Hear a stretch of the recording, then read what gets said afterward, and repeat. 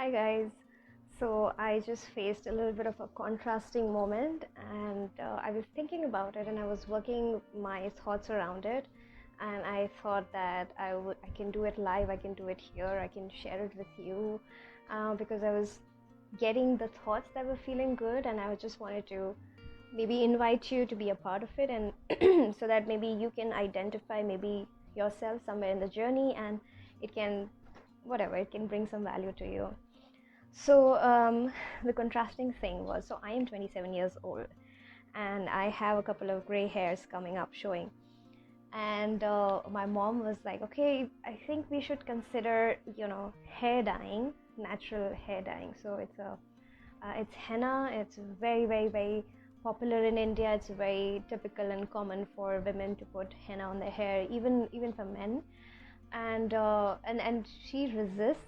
She has all these beauty things to do. Okay, we should put lemon on our face, we should put milk on our face, we should put onion in the hair, we should do this and we should do that. And I always, like, as a child, I kind of had the resistance towards these things because they came from a place of, you can vibrationally, energetically feel when something comes from a place of, oh, this feels good, this is something that I want to do, this is something my body wants to do, versus something that feels like I should do this, otherwise something bad will happen. I should take care of hair fall, I should take care of darker skin, I should take care of this, otherwise something bad will happen. And it just doesn't feel vibrationally right. And I've had a whole childhood of that. And at this moment, when this conversation came, I was just like, no. And this is a very personal story that I'm sharing with you, but because I didn't want to, do that anymore. And I know that it's very well intentioned, and I know that it comes from her own, past, from her own experiences of having done that for herself, or having heard from other people that it's good to do something like that for your whatever, for your wrinkles, for your hair, for your whatever. And I was like, I'm not going to suppress something about, who I am, what my body is doing, and, make myself feel bad about what naturally is happening in my body. Now, it's not to say that I prefer a certain way that my body looks, but to kind of hide it and kind of do all these things, jump through all these hoops to hide what is, what my body's naturally doing, is just so, it just feels so wrong. It just doesn't feel loving at all. Like, it's okay if this is what is happening. I'm not going to hide you. I'm not going to feel like this is some part of me that I don't love, that I need to hide, that I need to do something every month. Like, that's ridiculous. I mean, nothing against people who dye their hair, but it's about me deciding with the intention of loving myself. If that makes you feel good, if you feel like, nothing against people who do anything to their body. Everyone has their own, relationship with their body, has their own paths of least resistance, or paths that feel good to them, right? You can get plastic surgery, you can have liposuction, you can do whatever that feels good to you, that feels like it'll give you confidence, it feels like the path of least resistance. And for me, the path of least resistance in that moment, because I was already, as I said, I have that history with that, and it was triggering. I was like, no, this is not my path. And I kind of connected it to a couple of things. So there's this, when you see, say, a gray hair, or you see a wrinkle, or you see dark circles, or you see something, and I don't think it's just for women, I think it's for men, for everyone. When you see your, weight on the scales, and when you see all of those things, there's the reality of what you just witnessed, and there's this whole lot of, like, the story and these thoughts and this narrative about what that means. So let me give you an example. There was this one time that it was a very hurried morning, and we had to make breakfast, and we had like a chunk of salami that I had to cut, and it was frozen. So I took out the sharpest knife that was there. So just a little bit of graphic warning. It's gonna get a little graphic. So I took, and you know where it's going. So I had the sharpest knife in my hand, and I just sliced through it. And as I said, it was really like I was not in that present moment, and I cut my finger. Like, it was a cut on my finger. I didn't cut it off, but it was a deep cut, and in that moment there was just blood flowing out. I'm someone who's not a fan of blood. I'm not someone who's a fan of injections and all of that. So when I see this blood flowing out, I freak out. I freak out, and it's just flowing and it's flowing and it's not stopping. Yeah. So when that happened, it's so easy to get into that place of freaking out because of what that means, what I think it means when blood is just flowing out, and it's like it can be scary and da da da da. And in that moment, I heard my inner being say that, right, just relax, just stop, because we can terrorize ourselves by thinking about what that means with the blood that is flowing and whatever can happen. So I just stopped that negative thought momentum. I was like, okay, let me address that. Let me be present in the moment. There's a cut. And the actual hurt of the cut wasn't so much was the terror of seeing the blood flow. So you see what I'm getting at? The thought was like so much stronger, the negative thought and the momentum that I must have picked up from years and years and what I watch in the movies or whatever, that it's scary and it's terrorizing. So I stopped that and I just, took care of it. And then since I stopped that, that momentum of thoughts, of course it healed. Of course it started to heal. And I really enjoyed, and it healed really quickly, because I thought since it was such a deep wound, or such a deep cut, and so much blood was flowing out, I thought it would take more time. Hi, nice to see you here. So I thought it'll take more time for it to, heal, but then more time for it, yeah. But it happened quickly, and it happened in a beautiful way, and it just was getting better and better and better. And so, because of course it's natural for our body to heal, of course it's natural. That when you have a cut on your hand or your variable, it heals, it does its thing. But those thoughts that we have, that this is something bad, something terrible happened, oh, this is scary, that comes in the way of the natural process of healing, of the natural asking that our cells are doing, and the natural receiving that the universe is responding to our cells to. Another time this happened, that there was something really heavy in my room, and something happened, and that really heavy object, right at the edge of it just fell on my toes, and it fell from a height. It was heavy, and it, the edge of it kind of, so it was just all of the weight on my toes. And so again, that thing happened where I was like, whoa, something terrible happened, and this is going to, my toe might swell, and something bad might happen. I might have a mark on my nail or whatever. And again, at that moment, that was the first time this happened, my inner being was like, stop, calm down, breathe, relax. So I just took a deep breath and I relaxed, and I didn't let the terrorizing thoughts scare me, and I stopped it right there. And I just loved myself in the moment. I loved my foot in the moment, and I said, I know I know you know what you have to do, and I'm just going to be a part of the solution. I'm not going to freak out. And so, of course it healed. It's the thing that happens, and our reaction is the thing that actually, or the stories that suddenly get triggered, or the things that we suddenly remember that terrorize us, that scare us. That's the thing that has more power than the actual thing that happened. So bringing these stories back to the gray hair thing. So when that happened, when I saw that, so the stories that were around beauty standards, that were around age, and about, so many stories that I had to break down, that I realized that, oh my God, I believe these things. There's this idea that when you get older, your beauty kind of wanes, and that just doesn't make sense. Your health deteriorates, and you don't hold so much value, you're not so much beautiful anymore. And that's just so, as I'm saying it, it just feels so ridiculous that it just can't be true, that it's just not true.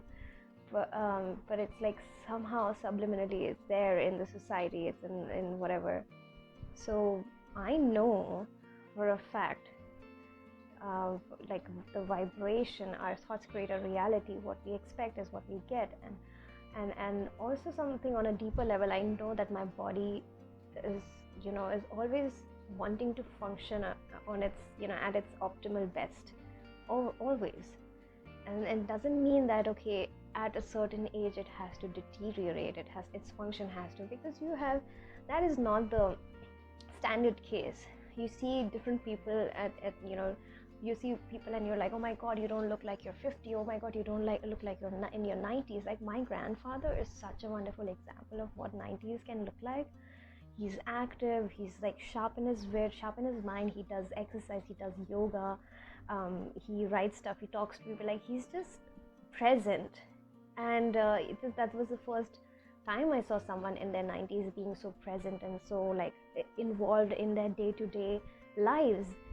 And so, this idea that we get to, our body deteriorates, the beauty of who we are, or the value somehow behind that beauty kind of deteriorates as we age older. Like, young people are prettier or healthier or whatever. Like, all of that is such bullshit. Like, it's so much bullshit. And so that is one thing that I was like, I know that's not true, so I'm just like gonna put that away. The other thing, again, as I said, our bodies know how to, in the instant when they face a contrast, there's something that enters our body, or somehow our body reacts in a certain way. Our body is instantly asking for the solution, is asking for the betterment of whatever it might be. It might be a virus in your body, it might be something, a cut on your finger, whatever it might be. It's asking and it's receiving, and we can be a part of the solution without thinking about those scary thoughts, and sorting out our stories, like what is that, what are these weird things that I believe about aging, about things like that. So this is me literally processing this contrast in this moment and sharing this right here, right now with you guys. Because there was something else also, like I, as a life coach, I'm someone who helps people, and guides them and uplifts them. And hi Shivangi, nice to see you here. And give them this new perspective on their life and hold their hand no matter how old they are. And since I look younger than my age sometimes, I've heard that also. So I've had all these conflicting stories, right? And where a lot of people, when I had to hold workshops, they were like, okay, you're young and you look young. And sometimes I had to hold workshops with students, and sometimes I had to hold workshops with their parents. And right recently I did a workshop which were for people who were like twice my age. And so there's this conversation that you have to look older, because looking older means you have more experience. That means that people are more receptive to hearing from you as a life coach. Again, such a bullshit story. Oh my god. It's so funny, because but these are the conflicting stories that go in our head, right? That okay, I have to look older, but then looking older means that you're not beautiful enough, or you're not something enough, something is lost as you age. So as I heard those stories, I was like, that is bullshit. I'm just going to be myself. And again, it's me coming more and more into who I am, because my power of uplifting someone, of understanding someone, of guiding someone does not lie in how I look. I love how I look, but you could be wearing a suit, you could look like a man like I could look like a man wearing a suit, but I would not have the connection that I had wearing whatever I was wearing, looking like how I was looking, that I had with the women that I just coached, and the crazy transformation that I got to witness from them. I could have dressed as the most formal CEO, business owner, whatever is professional, the definition of professional, and I wouldn't have moved those parents the way I did, because it has nothing to do with how I look. It has everything to do with who I am and what I have to offer in my alignment, in my excitement, in my knowledge, in my knowing, in my purpose, kind of like what I enjoy doing so much. And I know when it clicks on, like I just know when it's there. I know when I have it on within myself, tuned in, tapped and turned on, as Abraham Hicks say. And then no matter how old someone is or how young they are, they get the message that I have to vibrationally transmit to them. And the words flow out and the ideas come through right on the spot of what I should say, what I should ask, what I should do. And it has nothing to do with appearance. So it's just like sorting these stories out. That one conversation about gray hair and dyeing your hair came, brought up. And so it's like, okay, story number one, age doesn't determine how beautiful you are and how much value you have. Even like how you look and what you're wearing and things like that, that doesn't determine, because there's no end to it. as men also, I would say, like, it's not just beauty standards for women. For men also, you have to look, you have to have your six-pack abs, you have to look a certain way and everything. Like, what's the end to that anyway? Because I was just thinking, like, if what are the standards? So in India, there's a lot of desire to be fairer. So I was like, okay, you could be fairer, but what's the end to that? You could be really fair. But I know a lot of people in the West like to have a tan so that they have more color. So where is that balance? You could have more hair, but then you can't have too much hair. You should have just the right amount, but then maybe a little bit more. Or maybe you're, I don't know, you should, there's so many things, and people then do those things to, amplify certain aspects of who they are and how they look and everything. So you can always look at someone and be like, well, maybe a little bit, if the eyes were more, like if the face was more symmetrical, if the eyes were a bit closer or a little bit further apart. So there's no end to this thing. And if you're seeking this idea of when this happens, then I'm beautiful, then one of the wonderful affirmations, or more than affirmations, was a knowing that came from my inner being, that you are beautiful. You are already beautiful, and you already have value. Because another thing for women, I would say, is it's like your value lies in your beauty. Oh, how pretty, she's so pretty, and she's so beautiful, she's so sexy. Like, those are the terms that at least traditionally were used to describe women. And so it means, like, when you are beautiful, then you have value, but you're already valuable. You're already so valuable as you are. You're already beautiful, perfectly beautiful. So that kind of, to remind yourself, I didn't use it as an affirmation, it just fell into, because I was like, okay, inner being, how do you see me? And my inner being was like, you're just already beautiful. And that just feels so good to think about, that I'm already beautiful. Another fun thing, that as I was thinking about all of these things, like, these beauty standards we try to seek in India, specifically for women. So my height is around 5'1" or so. I'm not so tall, and I heard this constantly in my childhood, that you should be taller, and you should do these exercises to get taller, and you should swim more, or you should. My dad literally got a bar behind our door, or behind our house, where I used to just hang on it so that I could get taller. And I really have to tell you, I genuinely thought that my arms grew longer. I don't know if it had any effect on my head. My mom always would be like, okay, how to not have a tan, how to have a fairer skin and everything, and all of these different standards that you get, right? And traditionally, the reason for this, for at least women, would be so that you get a good, suitable match for your wedding, for your, have the perfect groom. Because if you are fair, and if you're tall, and if you're thin, or whatever, you get a good match. The funniest thing of it all is that I didn't do any, like, I did do that when I was a kid, when I was under the influence of my parents, who, again, I understand totally, like, with absolute love and compassion. I know that they were well-meaning, but, like, eventually I was like, whatever. But I attracted in my life a 6'1" German who is as fair as anyone could ask for in India. I didn't have to do anything.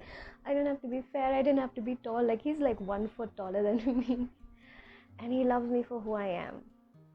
Because I, first of all, love me for who I am. I've made my peace with my skin color. I was like, why are people trying to convince me that I need to change my skin color? I really like how I look. And I know that Instagram also right now has some filter on. This is a little filtered version of how I look. But still, like, I really like myself. I love who I am. I wouldn't say it's perfect. Like, of course, I feel like, oh, wouldn't it be nice if I had this? Wouldn't it be nice if I had that? But, like, an overall sense of love. And it's like, on top of that, okay, we can have that cherry on the, on the top. So it just is such a funny thing that, there's this idea that you should look a certain way so you can have a proper mate. And then I attracted this guy who was who's like as typical as an Indian parent could want. He's a computer science engineer. He has a very good job. He's super tall. He is super fair. He's super handsome. And I didn't have to work hard for any of that. I just had to decide for my own worthiness and that what I deserve to receive in my own life. So to sum it all up, you're beautiful just as you are. You are valuable just as you are. Age does not define anything about you. We have, I think, in our society, we have this system which kind of has put these labels on what you should do in your 20s, what you should do in your 30s. This is what 40s look like. This is what 50s look like. And who set that standard anyway? Like, you could get married in your 50s, you could have kids in your 60s. I don't know, whatever, works for you. And I really love that openness that Abraham Hicks, that they brought into my understanding, that there is no right or wrong way of living. So to define ourselves, because it's not so much that you are, say, a certain age. So you may be in your 50s or 60s or 30s or 20s, and you're like, okay, now that I'm in my 20s, these are the things that I should do. And you try to constantly judge yourself with that. Okay, in my 20s, have I succeeded enough? Have I done this enough? Am I famous enough? I am successful enough? Am I hustling enough? Or in my 30s, okay, now I need to look for a partner. I need to start getting thinking about getting married, or thinking about starting a family. And we're comparing ourselves constantly on the basis of this age thing, which is so random. So I would invite you, like, I'm doing this for myself, to really lift that off.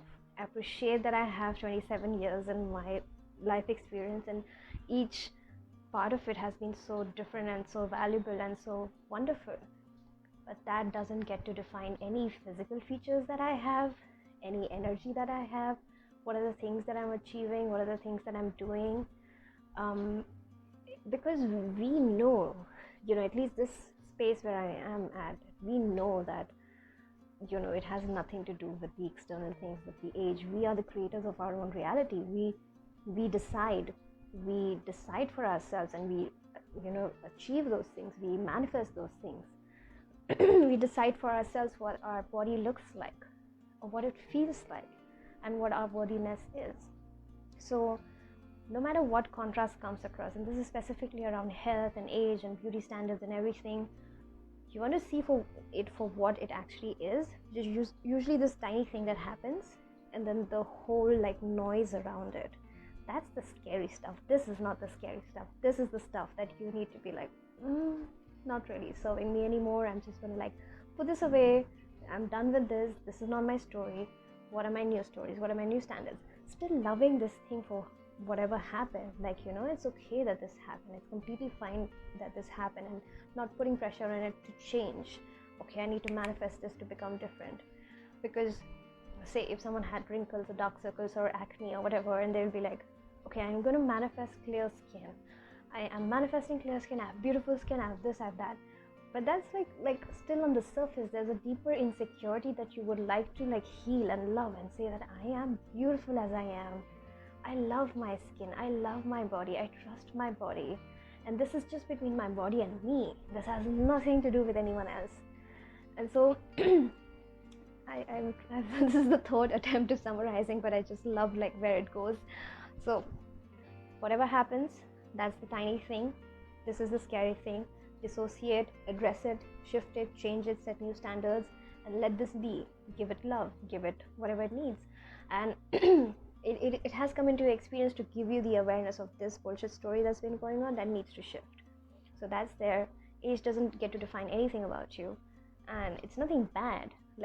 When I say that age is just a number, it feels like I'm dismissing that, oh, whatever age. It's nice. It's also still nice. There's nothing bad about it. It's nice that you have 56 years, 70 years, 33 years, whatever, in your experience here. So that's also good, but nothing associated with that needs to affect your reality. You are the creator of your own reality.